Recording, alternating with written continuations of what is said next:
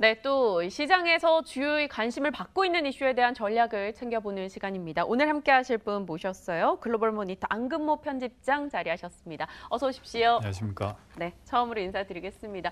또 제작진이나 김영로 앵커를 통해서 굉장히 좋은 전략을 주신다고 많이 말씀을 드려서 너무나 오늘 저 기대를 하고 왔습니다. 일단 첫 번째 이슈는요. 미국과 중국 간의 고위급 무역 협상이 타결됐다라는 소식이 전달이 됐습니다. 일단은 시장이 좀 갖고 있었던 세계 경제 위기에 대한 우려를 좀 덜고 갈 수 있을 것인가 어떻게 판단하시는지 궁금해요. 예, 그동안 어쨌든 미국과 중국이 상식적으로 무역 전쟁을 하겠느냐 하는 그런 생각은 갖고 있지만은 양쪽이 상당히 긴장을 조성해 왔고 네. 만에 하나 잘못된다면은 경제에 굉장히 큰 부담을 줄 수 있기 때문에 그동안 특히 이제 주식 시장 같은 위험 자산 시장에서는 어느 정도 그 디스카운트 요인으로 작용을 했습니다. 그래서 관련 뉴스가 좀 좋게 나오면은 주가에 그 좋게 반영이 되고 좀 부담스러운 내용이 나오면은 좀 밀리는 그런 양상을 보여왔는데 일단은 일단락됐다 이렇게 평가할 수 있겠습니다. 네. 그동안 2천억 달러 무역 수지를 2천억 달러 정도 줄이느냐 마느냐 이런 숫자를 놓고 그 미국과 중국 두 나라 사이에 논란들이 좀 있었는데 이번에 합의문에는 숫자는 나오지 않았습니다. 않았죠. 어떻게 보면 좀 상식적인 얘기일 수도 있는데 결국 이제 무역 자체는 그 민간이 하는 거고 수많은 기업들이 하는 것이기 때문에 숫자를 특정하는 것은 굉장히 어렵고 성명서에서 이제 원칙이 발표가 됐습니다. 그래서 일단 중국이 미국산 곡물 그다음에 에너지를 유의미하게 수입을 확대하는 기로 했고 그다음에 기타 이제 제조업이라든가 서비스업 이 부분에 있어서도 양국이 이제 무역을 확대할 수 있는 여건을 조성한다. 네. 달리 말해서 그동안 이제 미국이 꾸준히 요구해왔던 어떤 관세 문제라든가 아니면 지식재산권 보호 문제라든가 이런 것들은 당장 하루아침에 될 수 있는 것은 아니기 때문에 이 관련해서 세부 논의를 해 나가기로 하고 단기적으로는 일단 중국이 미국산 농산물 그다음에 에너지 수입을 대폭 늘려서 일단 숫자로라도 무역 수지가 줄어드는 것처럼 그렇게 모양을 갖추기로 했고요. 그동안 트럼프 대통령은 굉장히 오락가락하는 듯한 네. 특유의 이제 전술을 펼쳤는데 먼저 이제 그 시진핑 중국 국가주석의 요청으로 GT 중흥통신이죠. 에 대한 어떤 압박을 좀 풀어주겠다. 중국의 일자리 너무 많이 잃었다. 네. 이렇게 좀 봐주는 듯한 분위기를 조성을 하다가 또 이제 그 한편으로는 며칠 지나서 중국이 요즘 너무 그 버릇이 나빠졌다. 또한 이제 북미 회담하고도 연기하는 듯한 이런 그 전술을 보였습니다. 네. 북한이 갑자기 돌변한 게 시진핑 주석 영향인 것 같다. 이런 식으로도 얘기를 했고요. 그 뒤에 이제 이번 미중 무역 협상에 대해서 별로 기대를 할 수가 없다라고 이제 그렇게까지 얘기를 했는데 결국은 이번에 이제 그 타결이 됐고 네. 백악관에서는 트럼프 대통령이 만족해한다. 그런 또 소식도 전하고 있습니다. 오락가락하고 있어서 많은 투자자들이 긴장을 늦출 수 없는 상황이었습니다. 그간의 이슈들을 쭉 나열해 본다면요. 일단 하지만 전해지고 있는 소식들만 놓고 봤을 때는 그리 나쁘지 않은 현상이 이어지고 있는 상황인데요. 어떻습니까? 이번 소식 어찌 보면 구체적인 2천억 달러를 줄이겠다. 우리 지적재산권을 어떻게 해서 해나가겠다. 구체적인 방안은 없었으나 그래도 우린 할게라고 중국 측에서 액션을 취했습니다. 그리고 미국과 중국의 갈등이 조금 완화되는 전망이 많이 나오고 있는 상황이고요. 우리 시장에도 경제에도 당연히 긍정적이겠죠, 이번 이슈는. 그렇습니다. 우리는 어쨌든 중국을 통해서 미국에 수출하고 있는 네. 그 분량이 굉장히 많고 어쨌든 미국은 굉장히 중요한 시장이고 중국 입장에서도 미국은 굉장히 중요한 시장인데 기본적으로 한중미 이런 식으로 연결되어 있는 이른바 이제 공급 체인이 어떤 무역 장벽이라든가 관세라든가 보복이라든가 이런 걸로 인해서 어긋나게 되면 우리 경제에 굉장히 큰 타격을 줄 수가 있는데 그런 점에서는 양측이 이번에 별 무리 없이 원칙에 합의했다 하는 부분들은 뭐 굉장히 긍정적이라고 볼 수 있겠습니다. 네, 우려했던 한 부분을 조금 덜어냈습니다. 그렇다면 다음 문제로 한번 넘어가 볼 필요가 있겠죠. 미국 금리 그리고 달러, 유가가 함께 뛰는 삼고 현상이 지속적으로 나타나면서 글로벌 경제에 또 여러 가지 혼선을 불러일으키고 있습니다. 유가 급등세도 뭐 2년 반 만에 3배 정도 올라오는 등 좀 가파르게 진행이 되고 있는 상황인데요. 이러한 움직임은 또 이번 주 증시 저희에겐 또 어떤 영향을 미칠까요? 그렇습니다.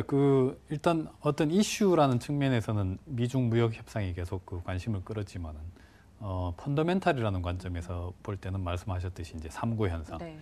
우리가 1980년대 후반에 이른바 이제 삼저 호황이라는 게 있었습니다. 그래서 우리나라 입장에서는 단군 이래의 가장 큰 호황이다 이렇게 네. 말할 정도로 굉장히 국제 여건이 좋았습니다. 이때 이 삼저 현상이라는 것이 낮은 달러 약세죠. 그다음에 낮은 금리, 그다음에 낮은 유가 이렇게 달러와 금리, 유가가 모두 낮은 그런 환경이었는데 그것에 이제 빗대 본다면은 지금 이제 나타나고 있는 강한 달러, 그다음에 금리 상승세, 유가 상승세 이거는 삼고 현상이다 이렇게 말할 수 있겠고요. 그만큼 우리처럼 대외 의존도가 높고 특히 뭐 원유는 다 수입해서 쓰고 네. 이런 입장에서는 상당히 안 좋은 거시경제 환경이다 이렇게 볼 수 있겠습니다. 지난주에 결국 미국 국채 10년물 수익률이 3.1% 선까지 넘어섰고요. 7년 만에 처음 있는 현상입니다. 그다음에 국제 유가 같은 경우는 브렌트 유가 80달러 선을 넘어섰고, 네. 결국 이제 달러도 연중 최고치, 뭐 이렇게 삼고 현상의 추세가 지난주에도 계속되는 그런 상황이기 때문에 결국은 이번 주에도 주식시장 전 세계가 마찬가지겠지만은 이 삼고 추세가 어떻게 돼가느냐 지켜보는 것이 가장 중요하다고 하겠습니다. 네, 사실 이 단순히 달러 강세 움직임, 뭐 이에 따라 세계 경제 휘청 이렇게 말로 얘기하면 사실 쉽지만 이게 현실화되고 있는 국가들이 있습니다. 아르헨티나나 뭐 터키나 인도나 금융시장의 충격을 조금 크게 받아가고 있다는 소식이 연이 들리는데요. 아르헨티나 같은 경우는 결국 구제금융을 신청해서 현재 그 논의가 한참 진행 중인 것으로 또 주말 사이에 속보가 전해진 바가 있습니다. 알고 있던 이슈였어요. 신흥국 이머징 마켓이 크게 흔들리고 있다는 걸요. 이런 위기가 점점 확산되지 않을까 그에 대한 우려가 좀 큰 것 같아요, 최근. 일단은 당연히 이제 삼고 현상이면은 뭐 우리를 비롯해서 이머징 국가 전체가 상당히 압박을 받는 그런 현상인데 일단은 무차별적으로 확산되기보다는 좀 취약한 나라들로 이제 옥석이 가려지는 그래서 차별화되는 뭐 그런 모습입니다. 한편으로는 원유를 수입하는 이머징과 원유를 생산하는 이머징으로 나눌 수 있겠고요. 또 한편으로 가장 중요한 것은 경상수지가 기조적으로 적자를 내는 나라와 경상수지가 흑자를 내는 이머징 이렇게 이제 구분할 수 있겠습니다.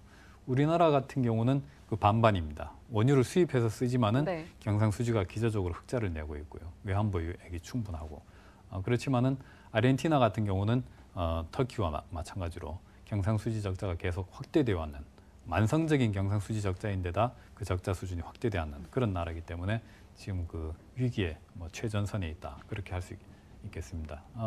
일단 이런 압력들 때문에 이머징 마켓이 그동안 작년까지 전 세계 무역이라든가 총수요를 끌어올리고 경기를 활성화하는 데 굉장히 크게 기여를 했습니다. 달러가 약하고 작년까지만 해도 유가가 낮고 그다음에 금리가 낮고 하다 보니까 이머징 마켓 경기가 굉장히 좋았고 그쪽에서 이머징 마켓에서 이제 총수요가 활발하게 일어나니까 전 세계가 이제 동반 팽창하는 그런 환경이었는데 여기에 일단 제동이 걸렸습니다. 그래서 인도네시아가 그동안에 금리를 계속 내려오다가 지난주에 다시 금리를 올렸고 브라질 같은 경우만 해도 굉장히 그동안 펀더멘털을 개선해왔기 때문에 경상수지도 아주 눈에 띄게 좋아졌고 그래서 브라질만큼은 금리를 계속 내리지 않겠느냐 예상을 했는데 브라질이 지난주에 뜻밖의 금리를 동결을 했습니다. 그래서 이머징 주도의 그런 어떤 팽창적인 거시경제 환경 이게 이제 제동이 걸렸는데 지금 이제 유가가 계속 뛰고 있기 때문에 특히 이제 그 다음에는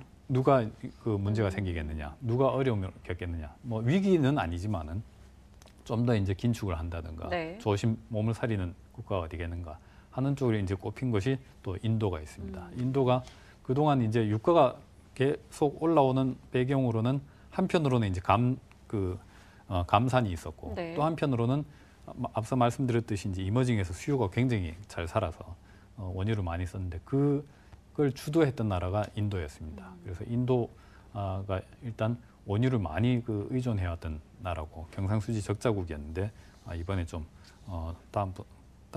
다음으로 어려운 나라가 아니겠느냐 이런 지적들이 나오고 있습니다. 약달러일 때 보였었던 각각의 금융 정책들이 역풍이 돼서 돌아오는 국가들, 가지고 있는 펀더멘탈이 흔들리는 국가들에 대한 이야기 살짝 나눠가고 있는데요. 뭐니 해도 최근에는 유가에 대한 궁금증들이 가장 클 것 같습니다. 국제유가 급등세가 이어지고 있는데 시간이 많지 않아서 좀 짤막하게 답변 주셔야 될 것 같아요. 이번 주 유가 전망 어떻게 하고 계십니까? 일단 우리가 이제 또 키포인트가 있습니다.